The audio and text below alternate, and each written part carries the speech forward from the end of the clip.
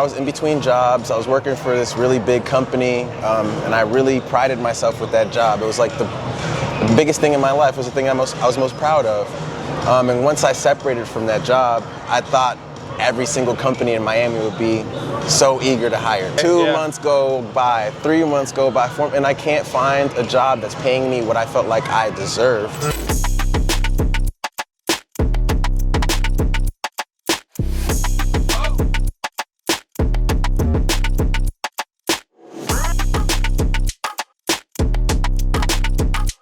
All right, guys, so we are here, Convos with Bishop. Bishop here with my man, Mr. Ellington. What's going on? How are you, sir? Doing all right, how are you? Yeah, good, man, good. We planned this out for about a couple weeks, man. And glad to, you know what I'm saying, coming through to my city of Brickell, having this conversation. How you feeling, man? From a scale of 1 to 10, you cannot use 7. And I'm feeling like a 9 right now, man. Yeah. Life has been good recently. I feel like I'm getting in a good mental space. Friends-wise, family-wise, health-wise, so really can't complain. I would say 10, but I feel like there's always room for a little bit of improvement. Yeah, was there a space that you had before where like you wasn't really in that good space? Yeah, like, man. Okay, so talk about it. I feel like I put my personal value in my work, so I kind of valued myself based off of my occupation. So once that wasn't working the way I wanted it to, I kind of devalued myself. But I've been more in a mindset now trying to radiate positivity, try to have more confidence in myself and understand that I'm more than just a job. Yeah. So I've been doing some things to take up my time, keep myself busy, and I don't know, it just has me feeling like an overall happier person. Yeah, for us that when we do certain like work or like, you know, careers, we tend to actually have those things, you know, like define us, you know what I'm saying? Like this is like the only thing that we do, and like it's literally like the A to Z to like who we are. Like, why do you think we do that as humans? I think it's like an American thing. Okay. I hear that in other countries, or especially in Europe, they work to live. But here in America, we live to work. Yeah, so, especially living in Miami, South Florida, where like, you know, we have to work to be able to even survive. Yeah, you know what I'm saying? And even here, it's keeping up with the status quo, being able to compete, being able to stay relevant in the city. You got people over here that are making a significant amount of money and living crazy lifestyles. So you try to keep up and you try to keep on running the race with them, but you have to run at your own pace, man. That's what I realized. And it's not a race, it's a marathon. So if you keep on making small, continuous improvements, maybe one day you'll get to where you want to be. I think the craziest that I've heard is to live comfortably in Miami, you have to make a median of about like $150,000 a year. Yeah. But the median income for the average person is $68,000 in Miami. Yeah. Like, there's like literally almost $100,000 of like, where is this money coming from, or where can we get this money? You know what I'm saying? Yeah. And I think it just gives us like an overall pressure to be able to, especially as like black men too, you know what I'm saying, which is a whole other conversation to begin with, to be able to like, to uphold, if that makes sense. So my other question is being that we do have a lot of pressures in life, right?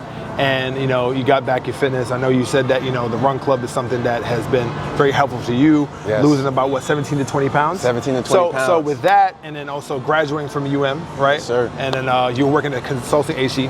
Now, like, I feel like you're blossoming into this new Ellington, right? So what steps do you take on actually being able to balance yourself as a man? Oh, that's a great question. I think you have to really understand yourself. And I've done that a multitude of ways, but the main thing is journaling. Being able to just sit down and write down how I'm feeling, what I'm struggling with, so I could see it on paper, feel it, and just have an understanding of where I'm at mentally, see where there are gaps and see where there's things that I need to improve upon, like writing out goals, writing down what I need to do to accomplish them. I feel like being more intentional with my time has really had me be more confident in my own skin. And now, after, you know, going ahead and working for these different companies, and I feel like I'm in a place now where I could really start to blossom, like you said, and and get more confident in myself and keep on allowing myself to find new opportunities to spread my wings and grow into new spaces. So it's been a struggle. I'm not going to say it's been like night and day. It's been something that's super easy. It takes continuous improvement. You just got to keep on chopping at that tree, man. Eventually it's going to fall down and you're going to be living the life that you always thought you could live, or that you thought that you dreamed of when you were a kid. Yeah. So we had to do a little change of scenery because it was getting hot as heck. So listen, Ellington, when it comes to personal development, right? And when it comes to like putting yourself first, what is actually the biggest challenge and obstacle that you had to face in doing so? I know I'm hitting you with the heavy questions, you know what I'm saying, but this is why we're here. The biggest challenge of putting yourself first as an individual, as a human being. I'm somebody that I don't like to say no. Yeah. So if my friends ask me to do something, if a boss asks me to do something, hey, can you stay and work on this? Can you stay extra and work on this? I don't want to be the person that says no. I try to be a team player. So maybe trying to say no a little bit more, and trying to be a little bit more intentional with how I spend my time. Be a little bit more strict with how I spend my time, not being so open to, I don't know. That's a good question, though. That's a good question. I think that being in the state of isolation is definitely very, very imperative when it comes to elevating yourself. I'm in the state right now where I'm getting closer to the Lord. I'm in my Bible. I'm really walking into my faith a lot more. But once that happens, you realize that certain things kind of just fall apart. Certain people get out of your way, or they're just not really in your life anymore. And you ask why. You're like, yo, I thought this person was great for me. Maybe it will be the right person, but not necessarily the right time. And really having that faith and that courage to have faith to be able to push through. You know what I'm saying? Yeah, and I agree. I used to feel like I was an open book. I would share my life with everyone. But there were some times where I've been through some rough times and I haven't, necessarily been that person reaching out to friends. Yeah. And you start to realize when people aren't hitting you up, when your phone's dry, when you're not the person reaching out, you realize you have to make sure you keep your circle close, and you have to make sure that you really are intentional with who you're spending your time with, who you're letting into your life, who you're sharing that energy with. Would you be able to dive into a couple of those hard times that you went through? Yeah, there was a time where I was in between jobs. I was working for this really big company, and I really prided myself with that job. It was the biggest thing in my life. It was the thing I was most proud of.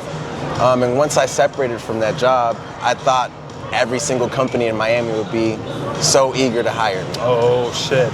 Okay. And 2 months go by, 3 months go by, and I can't find a job that's paying me what I felt like I deserved. So in that time, I was really going through it, Bishop. I wasn't going out as much anymore. You know how people like going out in Miami. Of course, yeah. It's a way of life here in Miami. Yeah. I didn't feel like I was even allowed to go out because I didn't feel like I had anything to celebrate. So I kept myself in the house. I wasn't popping out to all these events or all these things that I see on your social medias when you're posting all these events. I was staying my ass at home until I got myself back together. But eventually, thank God, 5 months later, I found a job and I ended up working at a building right down the street. I'm more than a job. Understanding that I'm more than a job, and I can't let my role in a job define who I am or define my happiness. So I think once I got that freedom, I've been in a way more positive space, and just by being a more positive person, I feel like I've been attracting more positive energy into my life, and I've just been a happier person. 2025 has been a great year for me. Let's stick to the corporate realm, because that's something that I don't know anything of. Now, I do have corporate clients, but I've never been in the corporate space as far as working. As a person who's been in the corporate space for a while actually, what do you think is the steps and also the outline that you can actually, and the advice that you give people to put themselves in position to get that role, to be able to stay into that job, and also to be able to have a successful corporate career? It is very political. Okay. You might think that some of the things that you're doing, nobody's really paying attention, but they are looking at every single metric they could use to determine how successful and how productive you are as an employee of that company. They're looking at what time you're showing up. They're looking at what time you're leaving. They're looking at if there's any typos in your emails. There's a lot of very meticulous, right? Very meticulous. Yeah, I got you. And I would say that there's a lot of unwritten rules that culturally we don't understand because we don't have parents or aunts or uncles or grandparents that worked in these corporate environments that are giving us the free game. Yeah. So there's a lot of unwritten rules that I had to learn the hard way with like being able to communicate with your leaders about different things that come up. If you have a flat tire, if your mom needs a ride to the hospital, tell them. Be open about what's going on. Be an open book with your boss, because they're a lot more understanding than instead of like me, I would try to do stuff on my own, and the next thing you know, they would catch up to me. I think the biggest thing when it comes to jobs, relationships, and this is really good, jobs, relationships, careers, whatever it is, it's not necessarily about the things that happen to you, it's about how you react to it, and also how do you convey that message to the people that need to know it. Yes. You know what I'm saying? Yes. Like, yo, like, don't just, bro, so I've had a commercial security company before, right? So I've had corporate contracts, bars, lounges back in the day, right? I had about 60 to 65 people, I think almost 70 people working for me, right? You know how many times that like people would just disappear on me and not like communicate with me? And like I looked at myself, I'm like, am I a person that's like very, very hard to like talk to? No. But I don't really believe so. But then with them, is that limiting belief where it's like, oh my God, I'm so afraid to like tell these people what I'm going through because I don't want to be exposed. But the biggest thing when it comes to anything is communication. Yes. You know what I'm saying? Yeah. And I guess the last thing I would say is, I told you I was in between jobs. Yeah. When I looked at myself, I was like, I need to become a better interviewer. So I started working on practice interview questions with friends that are in the corporate industry. I wanted to get my fitness together because I feel like once you feel healthy, once you feel strong, you portray that and you portray a little bit more confidence in yourself. But the most important thing I've picked up is just that first impression is everything. Yes. So I wanted to, and with every role I get now, I try to hit the ground running from the first day. So they see what type of body of work, they see what type of energy I'm bringing to the company. And then they don't want to let you go. Yeah. So just being intentional, making a lasting first impression. You got to give them every single excuse for them to hire you the fastest and for them to fire you the slowest. Yes. Yeah. You know what I'm saying? So, Ellington, I'm really big on giving yourself flowers as much as possible and also like putting your, like, you know, patting yourself on the back, because if no one else is going to do it, you got to do it for you. You know what I'm saying? You got to be like your biggest cheerleader, like no matter what. So, and how old are you? 24. 24, right? And you young, man. You know how old I am?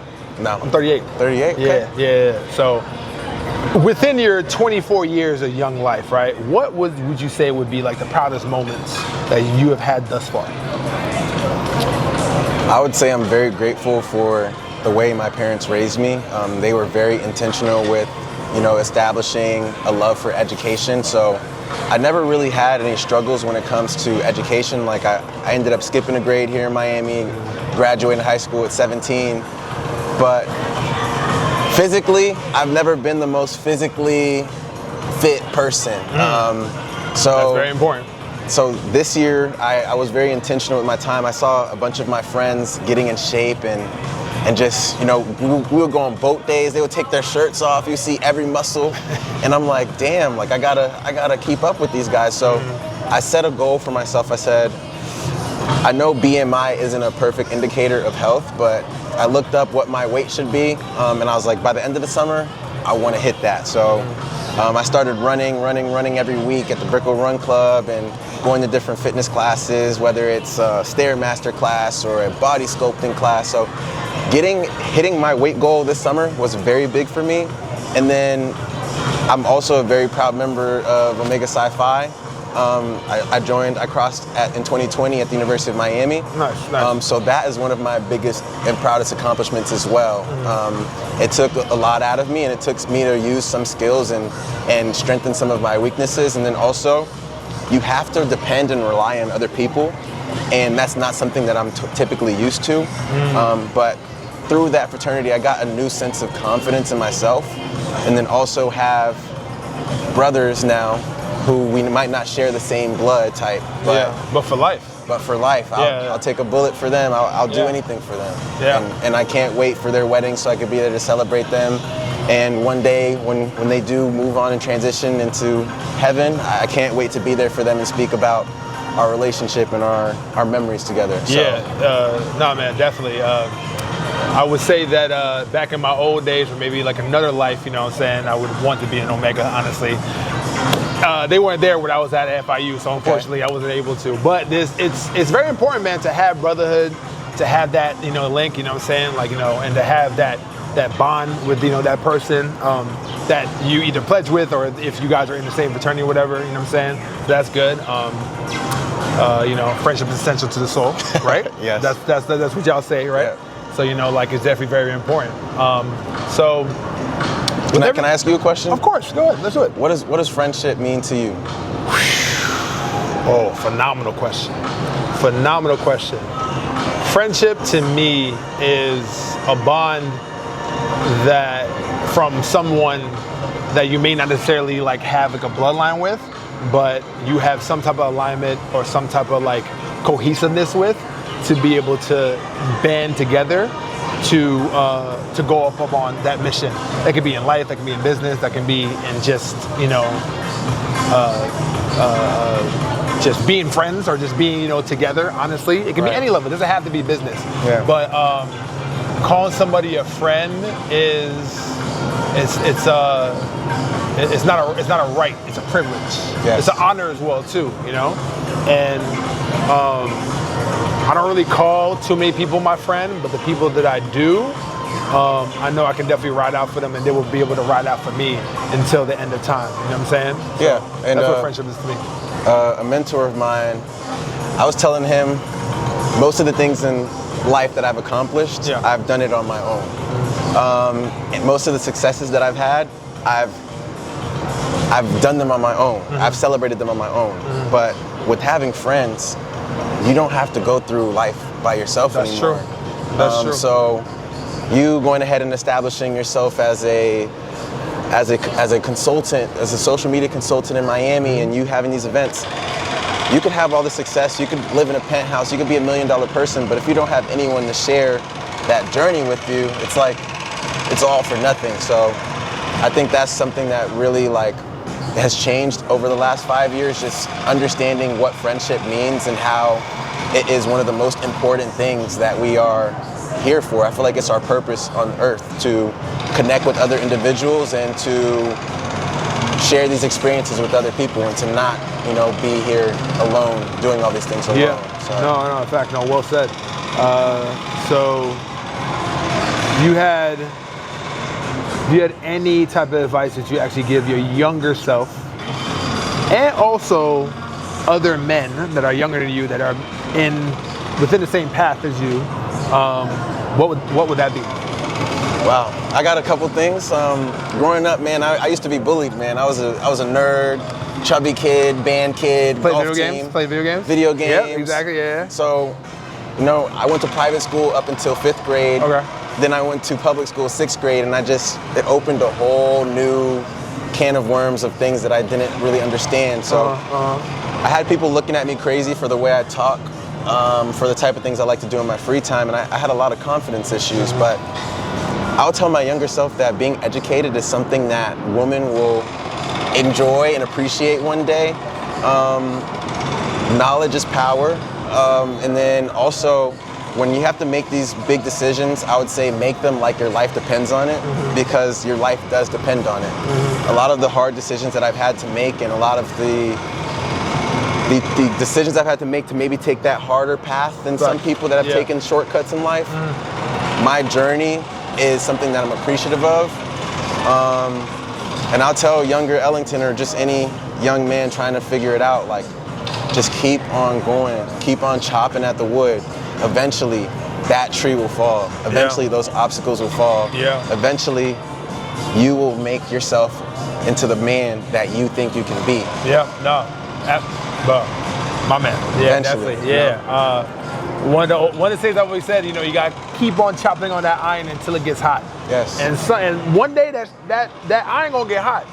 But if you keep on stepping away from that and not just always pursuing it every single day, that's where the level of consistency is going to happen, to where like you're definitely going to get some type of progress. Yes. So, Ellington, man, I really appreciate you. We know each other for a little bit, and appreciate having you sit down with me. This is dope. No, let's do it again, man. This is dope, man. We can do it again whenever. Let us know where we can find you.